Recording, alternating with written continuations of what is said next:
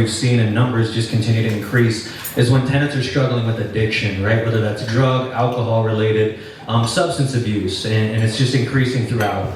With that being said, we have resources at Life Challenge Ministries. We have residential, we have outpatient, we have clinical counseling and therapists that we work with. We have a great network and community, and it's only getting stronger and advancing more throughout.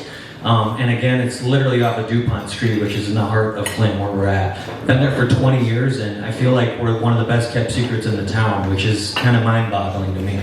But a little bit about my story, I just wanted to share briefly. I started with my addiction when I was 9 years old. It was with methamphetamines, and it literally went until I was 24. I tried 5 or 6 different secular rehab facilities, 14 to 30-day programs. They pumped me full of different medications, different things, and sent me on my merry little way. But Life Challenge, it was different because there's longevity in it, and then it also has a spiritual approach to it as well. So it focuses on mind, body, soul, and spirit. And our success rate is actually 15% compared to where you see on the other programs. It's maximum 2. And I don't knock NA or AA meetings or anything, but there is something beautiful in what sets us apart when it comes to prophetic community. So again, just wanted to kind of paint that picture with you. As far as counseling services go, so we do individual counseling with one-on-one, whether the person's in our program or not. We also do outpatient as well. So if somebody just wanted to come in during the week and meet with us 2 or 3 times, we can offer and facilitate that for them. If there's marital counseling that needs to take place with people that are struggling, we can offer that as well, along with family counseling too. So again, just to let you know we exist. Bernard's got all my contact information. He's right here showing up. But again, I do want to be mindful of the big Michigander movement we have going on tonight. Praying for you guys. And thanks for having me. So I'm going to go ahead and pass this back.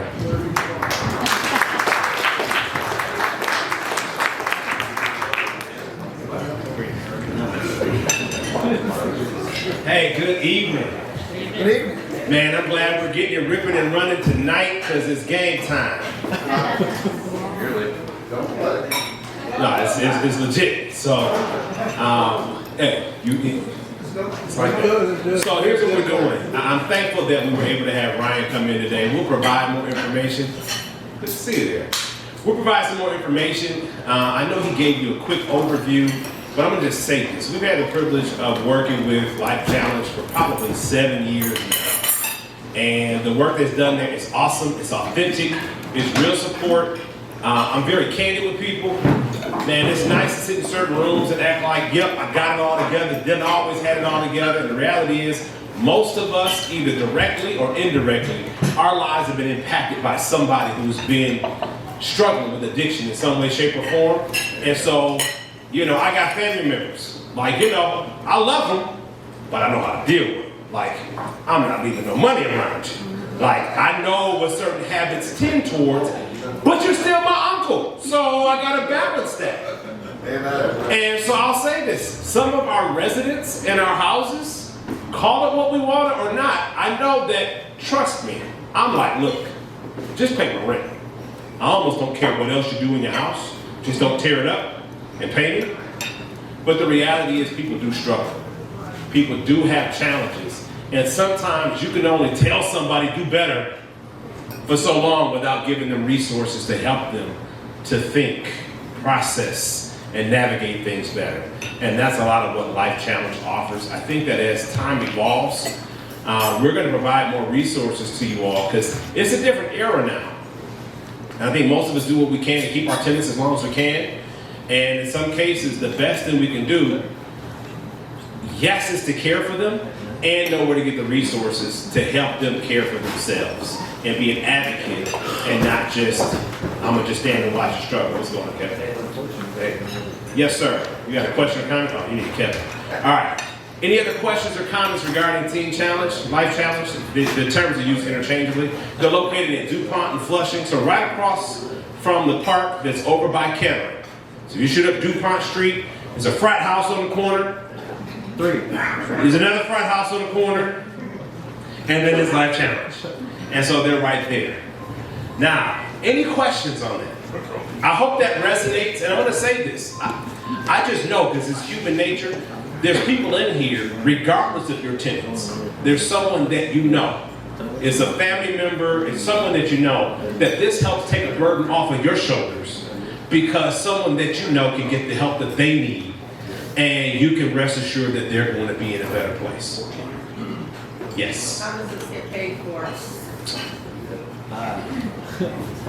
So we're not government funded at all.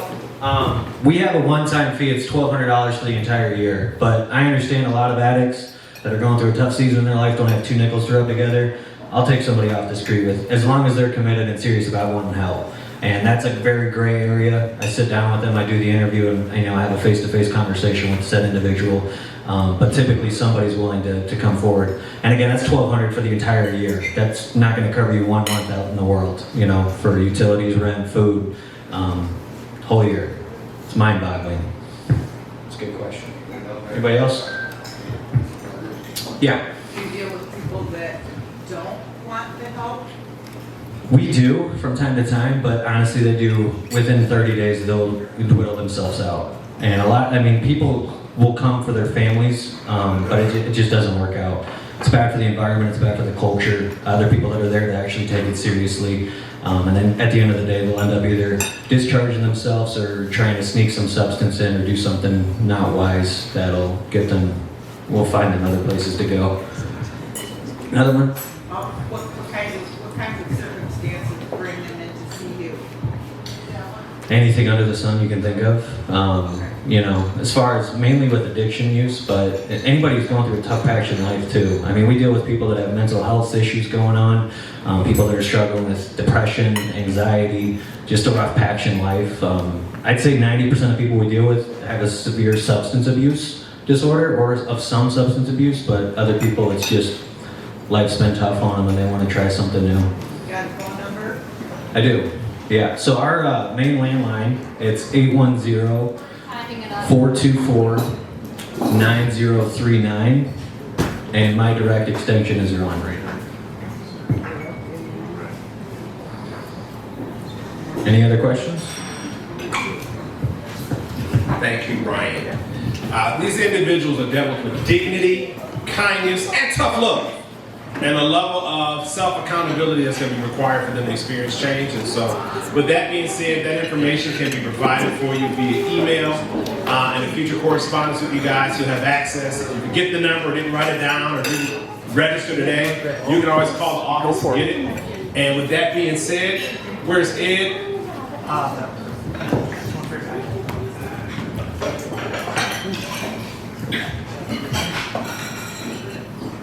Oh, man.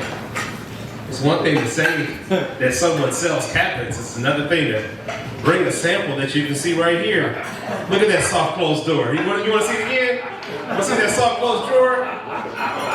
Oh, man. Reminds me of a BMW I had years ago. I thought that was fancy. You can have BMW living in your house. There you go. So we've got cards here from Daryl Brooks. Is Daryl here? Fantastic, Daryl. Come on down. He's representing that cabinet company. Thanks so much for everybody. Hopefully everyone had a great New Year. And I love the jest about the BMW, but having been in multifamily and having been in single-family rentals, I understand that trying to make your property as hard as bulletproof as possible is a key to maintaining your property. And, I had the opportunity to install these cabinets in a couple of flips that I'm doing right now. And I was so impressed with the quality of the cabinet and the pricing that they have on these that I said we were, Sharon Barnes and the group. I'm like, I'll sell these for you. I said, they're so good. So I don't know if any of you ever had these, but you buy them big box store cabinets, the uppers. Every cabinet's rated for a certain amount of weight. You get a call from a tenant, hey, my cabinet just fell off the wall, right? And it's because they overloaded the cabinet. And the cabinets are garbage. Most of Home Depot, those cabinets, they're all like hot melt glued together. This one here, solid wood box, which typically isn't a big deal, but they do hold up better over time. The bigger features on this is it's an all wood door. It's got full extension, soft close, which whether you're doing a flip, whether you're doing whatever, I think it helps sell your property.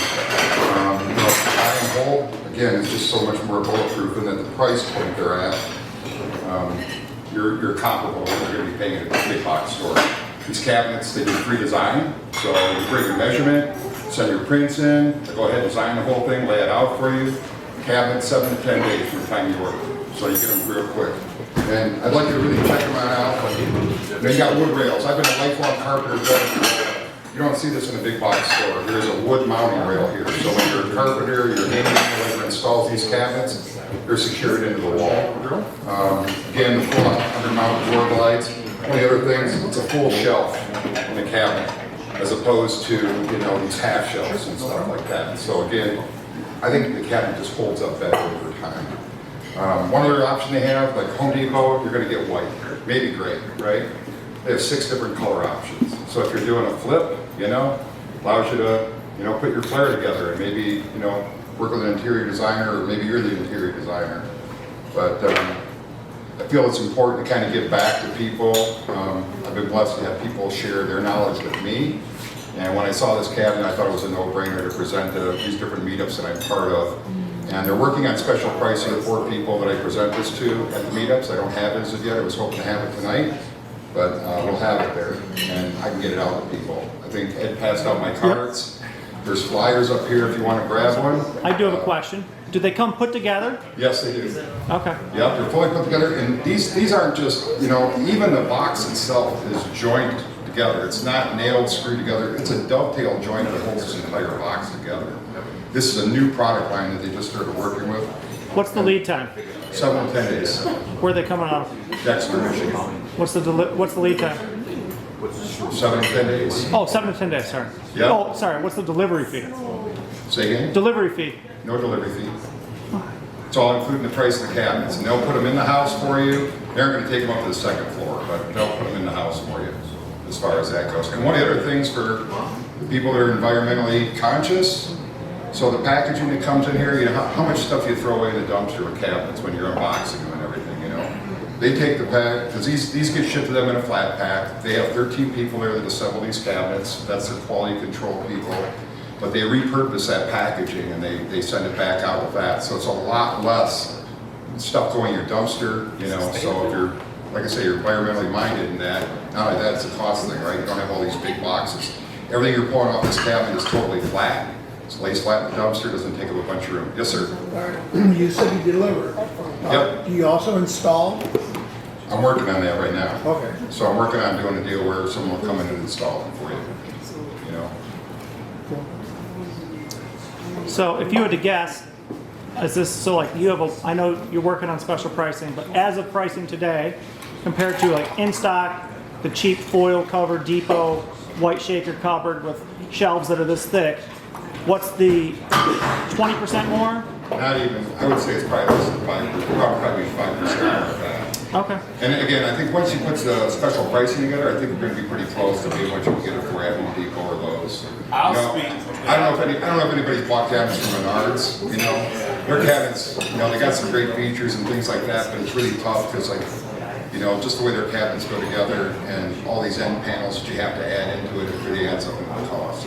Another thing about those Menards cupboards, if anybody's had them in their rental for any period of time, like I'll still put them in flips because it's gone. But in rentals, if you get the 48-inch uppers, those shelves, they sag.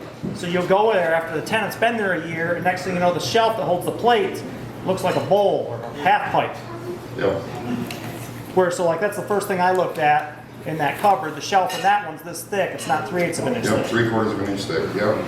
And same with the drawer box too. Like I say, come test drive it, you can see it's a dovetail drawer box, full extension drawer glides on it. I mean, these are about the bulletproof cabinet as you're gonna get.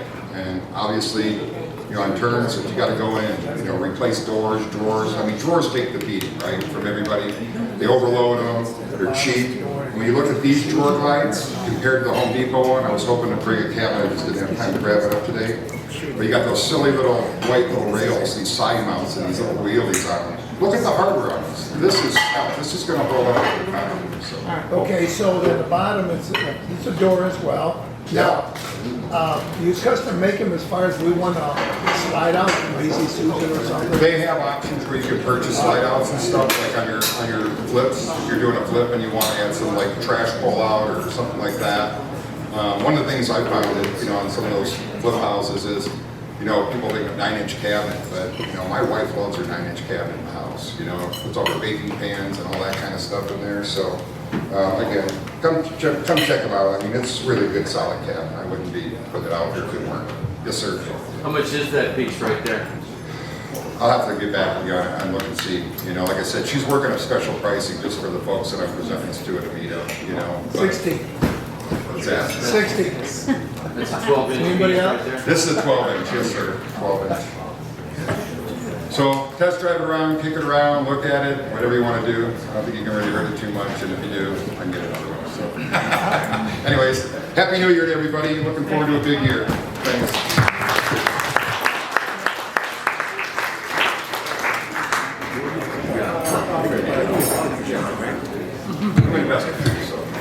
No, I didn't have $5. All right, so our main speaker tonight is Emily Dorr from the City of Flint, Director of Planning and Development. So she's here to answer a lot of questions for us, and please help me welcome Emily.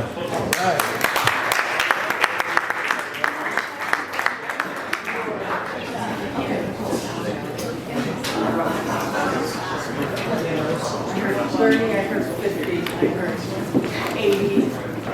Okay, yeah. Hi, good evening. Hi, there we go. Good evening, everybody. My name is Emily Dorr. Thanks for having me. Yeah, I actually used to be a member when I owned a 4-unit in Flint a couple of years ago. So it's been a few years since I saw you all, because I sold the 4-unit back in 21. So yeah, since then I have become director of the city's Flint Planning and Development, which actually is being reorganized, renamed Business and Community Services. Let's see, I got started in June. I think I'm up to like 11 or 12 people. Quite a few of them are inspectors. The reason is because we didn't have enough inspectors. We probably still don't, but continue to try to hire. Got another set of interviews tomorrow for another code enforcement inspector, so just keep hiring. Yeah, so under planning and development, business, community services, like I said, we're transitioning names. Zoning is definitely part of that. When I started in June, we were, I think, 8 months behind in zoning site plan approvals. We are now under 30 days, because I've hired 2 more zoning people. And then with that, being able to also talk about our building inspections. Right now, and I know that I think everybody in the room has probably had an opposite experience where you have called and set an inspection and it's been weeks, if not months, down the road. We can do inspections at this point in under 2 weeks. I'm pushing my guys to try to get it in under 1. So definitely trying to change that. I am aware that it's going to take a long time of being good to change your minds about us, and I understand that.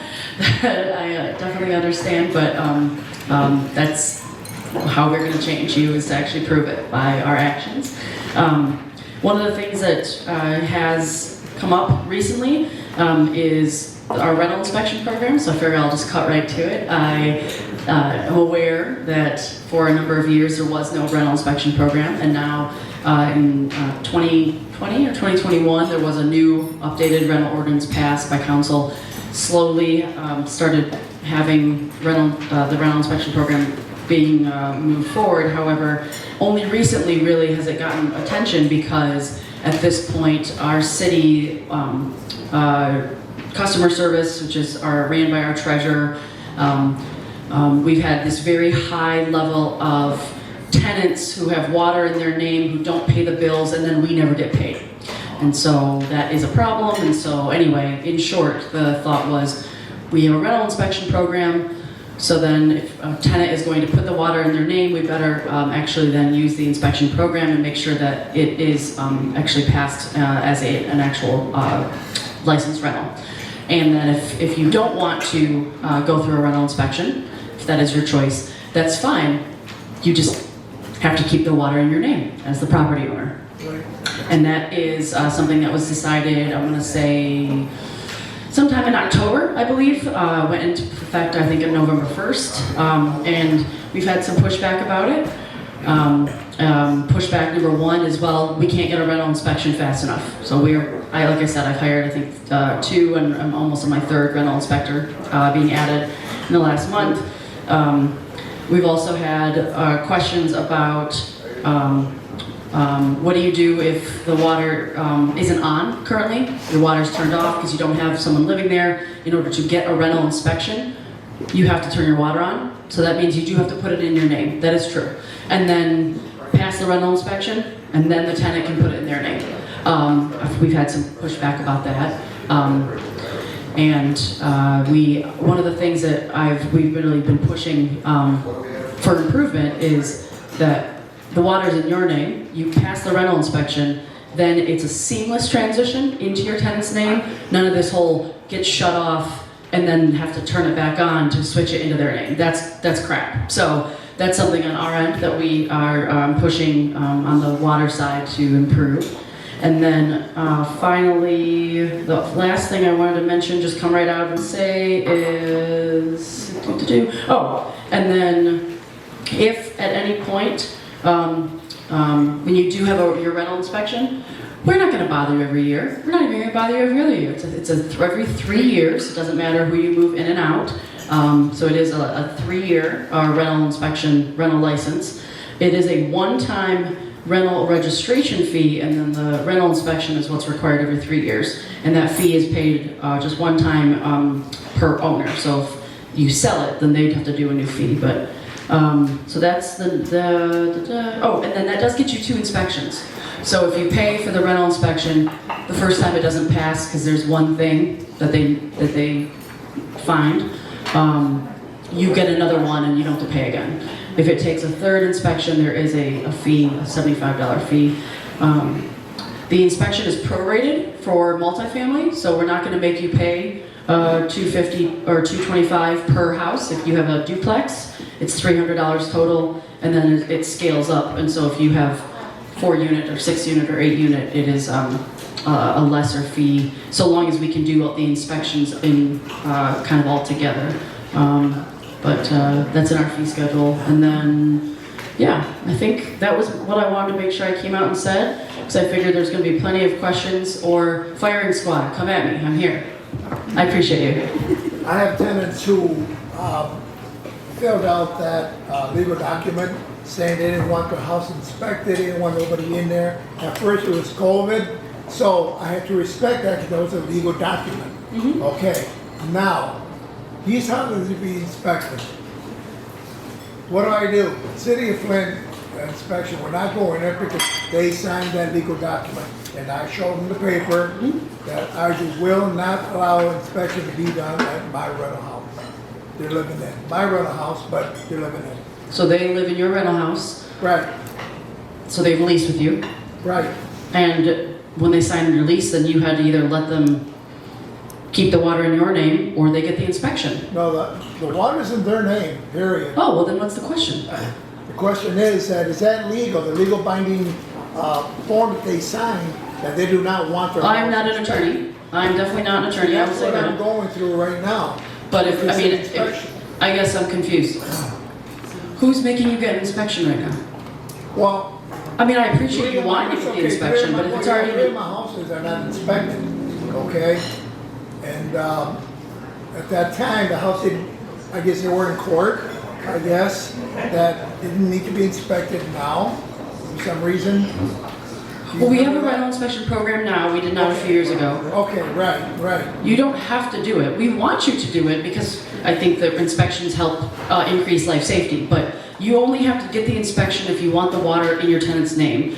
And if the water's already in your tenant's name, then you don't have to do it. Now, again, I trust that of course your units would meet full code, so no problem, Well, right? I guess when you go to court, the judge says, no, that house will be inspected.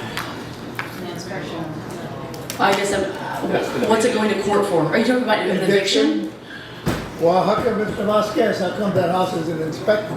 So if Well, the tenant. well, then if you would like to get a rental inspection, which I appreciate, then you have to get the rental inspection.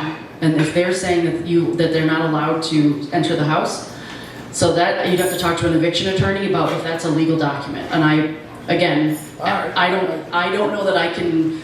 Answer that, that's. I can answer it from the side of if you have not put the water in the tenant's name, then we need you to get the rental inspection before it gets moved into their name. But if it is already in their name, that's up to that is up to an attorney to decide how you would handle that as a landlord. Okay, I'm thank sorry. you. No, Yeah. you're fine, thank you. Yeah. I was curious in either this letter or. Oh, yeah, and this was a public document we put together on the 27th of December, so. You used some verbiage that said that if you, lost my train of thought here. If you didn't want to get an inspection and just put the water in your name, you wouldn't give those inspections a priority. And I didn't quite understand what you meant by priority.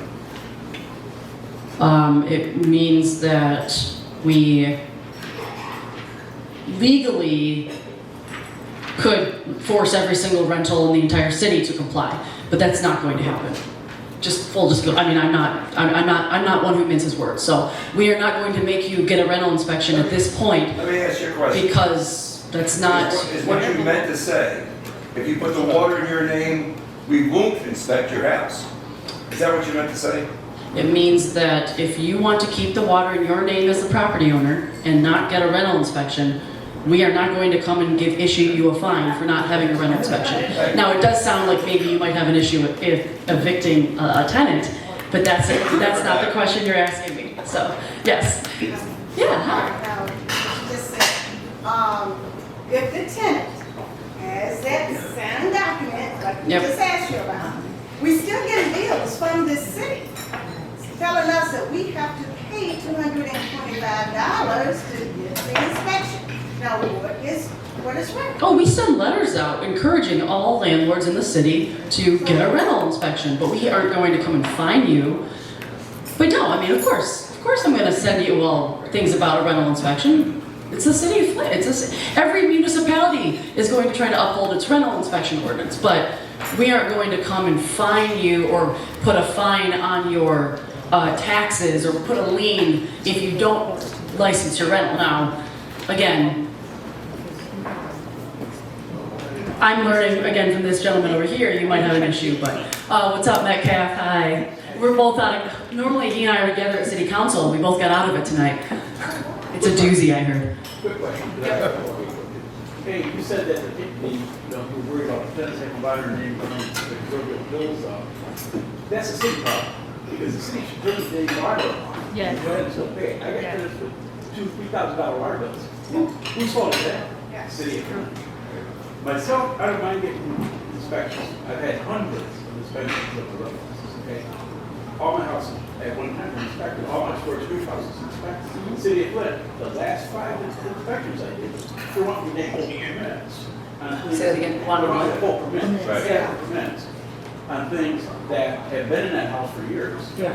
And I'm Like quite. mechanical furnaces that are life safety? Water heaters, that's not safety. We can get a safety check. We don't need to get a permit to get a safety check. Okay, that's true. And actually, we had this conversation about getting safety checks for units that are like over 10 years old. Yes. But what I did is a house that I purchased, and I put in my name a year ago, it's already got a new furnace in it.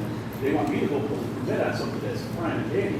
Why not just say, go pull a health Safety safety check, yeah. Just say it's got bad heat exchanger, doesn't have Yep. carbon monoxide, blah, blah, Yep. blah. They want me to go pull a permit, have a guy come in, and if I call Boyd or somebody come in, they're gonna find something. Right. Oh, this. No, a safety check. I like that. And like I said, I've done hundreds of inspections over the last 15, 20 years. Yep. And I've never once been asked that.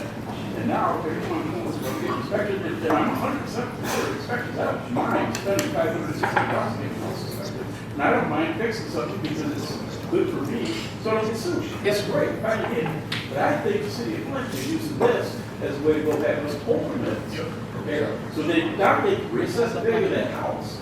Raise our taxes. It's like we get a search warrant for a house, and they say, you got the right to go find an excellent gun, whatever. And while I'm in there, I'm sneaking over here trying to find drugs or something. You don't do that. Put in there to inspect that house for health and safety. Okay? I gave somebody a form of sports street because I've got them all, they do every 2 years there. Never had one. Okay? Water heater, yes.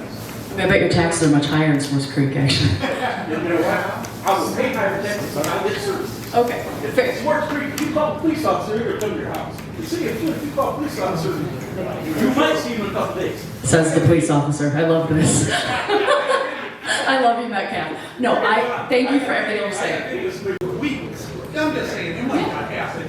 And most of the time, most people can't have the sense for a water closet with no problem. So it's kind of a fine line on some permits that are kind of outdated, but you know, that's where I'm going with it. No, I appreciate it. And I get the safety. I want mine to be perfectly safe and no one wants to get hurt. I don't want anything ever to get hurt. Thank you.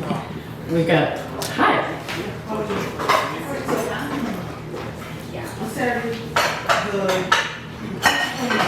I can't hear you. I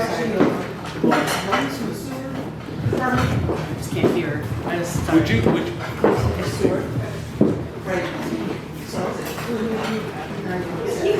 And you're talking about, he was giving a speech about, the sewers and stuff being plugged up wherever. The question I have for him is, does the city have a trained and certified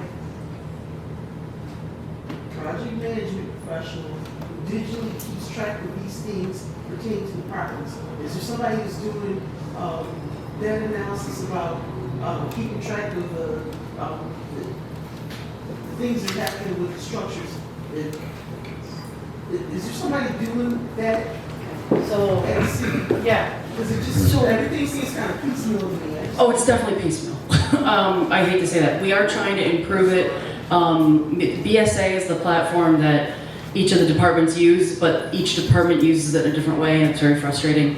We are trying to implement a better, within my department, because that's what I can control, a better platform for everything, tracking all of the things that are happening to different properties, and you can actually see it from an external source. So like, you come in, you apply for an inspection, and let's say you're doing something that is both a building permit, but then you have a couple trade permits underneath. You can actually see when the building, like the site plan is looked at, and when the building permit is granted, and then when it actually gets to the desk of the electrical electrical inspector, and actually like track it much better, because that also is pretty piecemeal. So, but I guess to answer about the specific sewer and water infrastructure, I can't speak to that. So I don't want to not answer your question. So I guess. Just the question is it digitized and really being tracked? So everybody's on the same sheet. That's the point. I mean, so all of our property data across the whole city is in BSA, but let's say that we put that there was a electrical inspection on a property, and we put in the date and the inspector and the date it was pulled, and then maybe the date it passed. Does that same level of detail happen when the service line gets replaced, and who did it, or what contractor signed off on it, and what they found? I don't actually know that, but everything is in BSA, but I guess, so I'm not sure. Yeah. I feel like there's been a few, so. And I'm gonna pause Yeah. for just a moment. It's almost like halftime. And I'll echo, I think a lot of great questions have been brought up that I think represent collective concerns. Even as Bill spoke, I think he covered a bunch of points that all of us are concerned about. I'm just gonna rehearse a few things that I think I've heard thus far. From what I've heard thus far, there's a more streamlined process that's being described in this piece of paper here. She's very open, and we've talked. She knew she was gonna come into a room with some questions, and actually you guys have been more tame than I thought, so thank you for that. That we're not, I hear you, a little bit more tame than I might have anticipated. But I'll say this, we're not happy to pay more fees. We're not happy to have to possibly jump in more hoops to get a water affidavit. Nobody's happy about that. What it sounds like she's confirmed thus far is that, again, if you want a water affidavit, we gotta go through this process and pay for an inspection. But what's the motivation for a renter to say, oh, okay, I'm willing to pay the water from now on? If the water's already in my name as the landlord, I agree. what is the motivation for the renter to say, I can't wait to pay another $113 a month? And I'm gonna defer that question. I also wanna make sure I catch the questions. There were some other hands in the back. that we capture. But what I think I'm hearing is the fact that it sounds like in order to have an inspection, water has to come on already in the landlord's name. Exactly. And in order to have that inspection in my name, we run the possibility of, does it stay in my name when that tenant comes in, if in fact they don't do an affidavit? Or what if the tenant decides that it's a good idea because there's this brand new city inspection program? What if it's a good idea for them to give the city a call and say, you know what, I've been here for 4 years, my house hasn't been inspected yet, then what do you do? You already have affidavit on file, so it's still bad. Yeah, but still, it's a renter. They are allowed to do pretty much in the city of Flint, pretty much damn near whatever they want to get away with. But, and the other thing, the last thing I want to say is there's 131 punch lists currently for every single property that you inspect. And I'm telling you that a 1941 property over on Waldman Boulevard is never going to pass that inspection. And not only that, but it's not impossible for us to think that there might be $1,000 in permits and subcontractor fees to bring that property up to inspection. Yeah, we have full license contract. So, Everything has to be a license contract. and I'm not going to speak for you, but I want to make sure we just say we're getting collective questions so that, for lack of better words, we get out of here so we're not hearing the same question 5 times. But to the question that you asked, is he leaving? He asked and now he's leaving. Oh, wow. But what deems the property safe? You said safe. What deems it safe? That's the thing we need to know. Because somebody else could say a whole bunch. If we had something, I'm not gonna say the word rubric. You said rubric. No, I'm not gonna say it again. But if we had something that looks like a rubric and it says you need to have blah, blah, blah, A, B, C, then we could look and we would know. But if we have somebody coming in saying, oh, the knob on the closet door is not correct, and I can show you that. I can show you that, but I do have that. That's ridiculous. Yeah. But I'm just saying, if we knew, not saying that we're trying to evade doing right, but if we knew A, B, and C needed to be done before you came out and we had to go to second inspection, I would try to have A, B, and C done. You know, just, we all be on the same page. Because I think we're all trying to do the same thing. We're trying to house the tenants of the city of Flint. A lot of times they don't have anywhere else they can go. I have a young lady right now that's Section 8, she needs to go somewhere. But we're holding held up because of the water situation. Well, that's actually another thing I'm working on is to, right now the Housing Commission is exempt from inspections because city inspections, because they actually do their HUD federal inspections. And I'm trying to get that, a resolution in front of council that would actually expand that for Section 8, since you already go through Section 8 inspections. Why do you have to get city inspections on top of it? So that's actually something that I'm working on right now. I know Lions hat, yes. So do you have an accessible checklist that we can see? Yes. Yeah, so we've actually put it on the website, but also have copies of it at the front of the front desk. Yes. We'll email it So, out. man, Send it to I'll say yes. I can absolutely send it to you. It's a PDF and can send out to all of you. Thank you. Yep, tonight I'll send it. Okay, thank you. Yeah, I just need to, I'll send it to you. Okay, so like, he's talking about like branches being broken in the backyard and like little, minuscule stuff. So what do you do if, it gets denied or it's not within the parameters of the checklist? I mean, who do you appeal that to? Who's the authority that's gonna say, well, you got denied, but you should have gotten approved?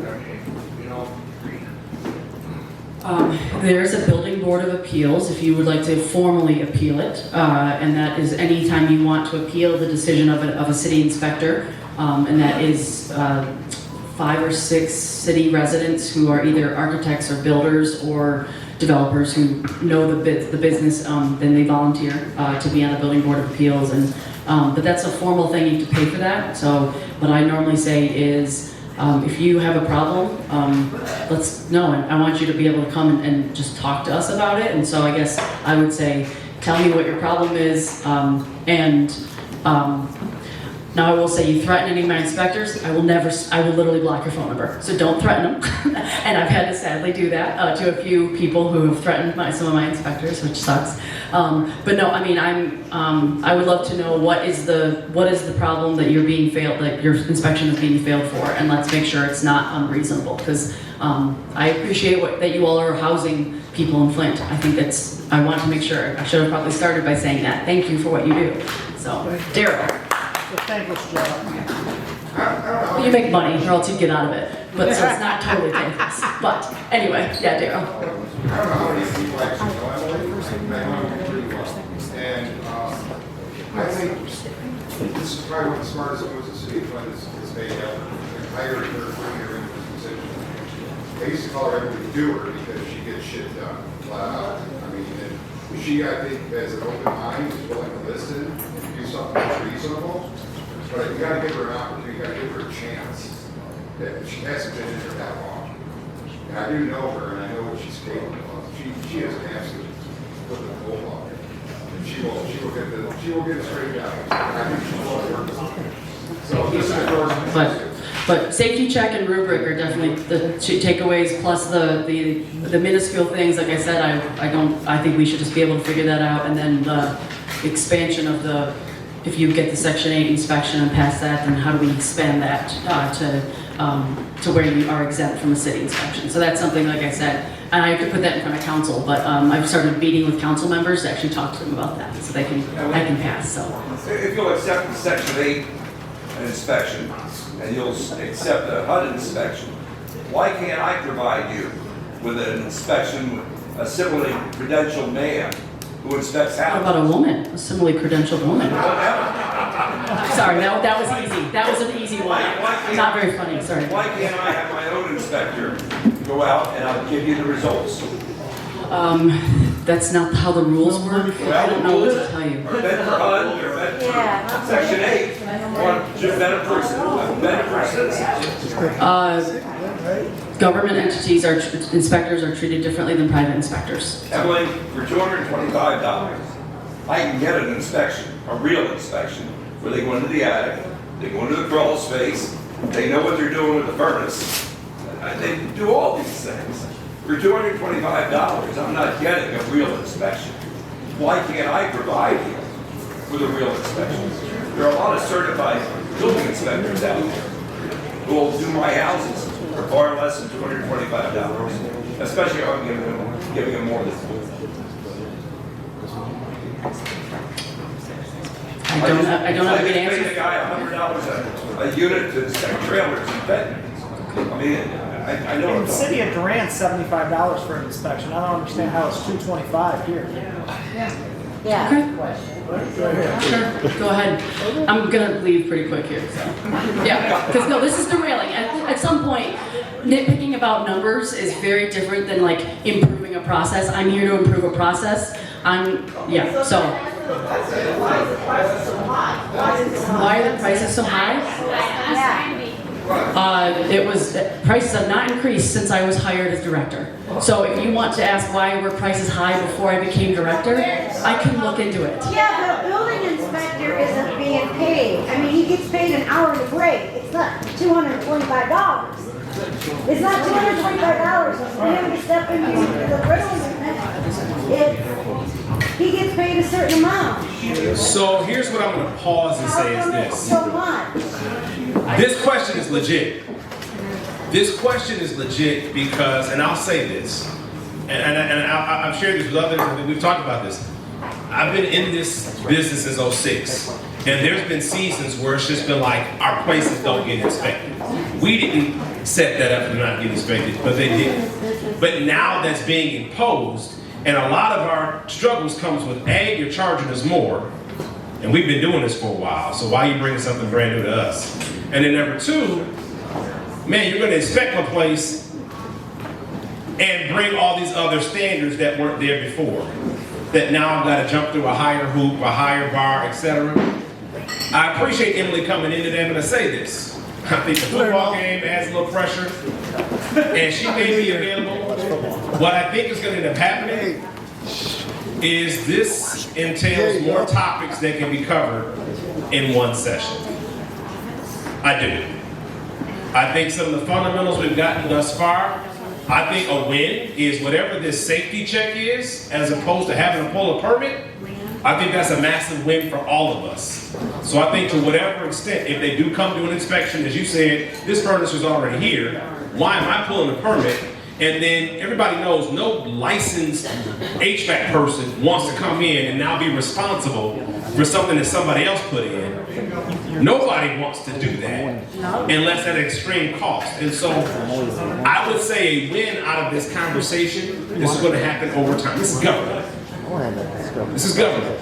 I think that if something can be fortified, Bobby's talking to it. Bobby is our board member who is our city liaison. So there's more that's going to come out, but it sounds like if we can at least get some headway, that if an inspector does come out, we're not just automatically getting permits. What's the collective pulse here?